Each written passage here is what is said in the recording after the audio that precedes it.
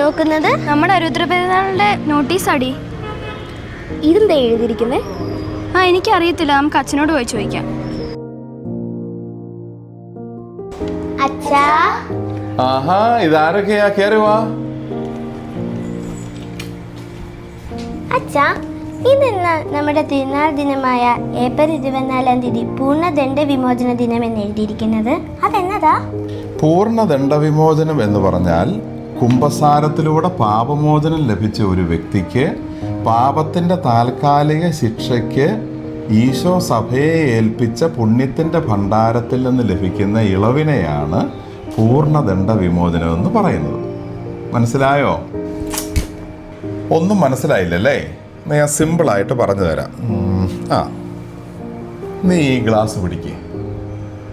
ഞാനൊരു ഉദാഹരണം പറഞ്ഞത് മനസ്സിലാക്കി തരാം. നിനക്ക് ഇവളോട് ഭയങ്കര ദേഷ്യമാണെന്ന് കരുതുക.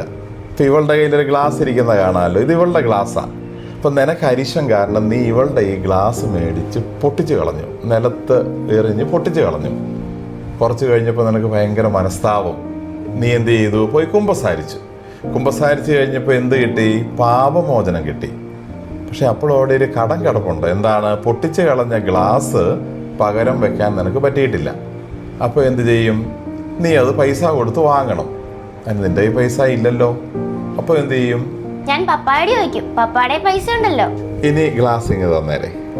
ഇത് തന്നെയാണ് പൂർണ്ണദണ്ഡ വിമോചനത്തിലും നടക്കുന്നത്.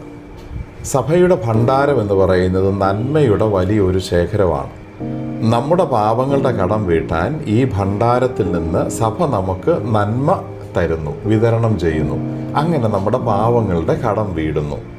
ഇങ്ങനെയാണ് നമുക്ക് പൂർണ്ണദണ്ഡ വിമോചനം കിട്ടി എന്ന് നമ്മൾ മനസ്സിലാക്കുന്നത്. മനസ്സിലായോ? അപ്പം പൂർണ്ണദണ്ഡ വിമോചനം ലഭിക്കാൻ നമ്മൾ എന്താ ചെയ്യണ്ടേ? കുമ്പസാരിച്ചൊരുങ്ങി ഏപ്രിൽ 24-ാം തീയതി അരിയുത്ര പള്ളിയിലെത്തി വിശുദ്ധ കുർബാന സ്വീകരിക്കണം. പാപം ഉപേക്ഷിക്കുവാനുള്ള ആഗ്രഹം ഉണ്ടായിരിക്കണം.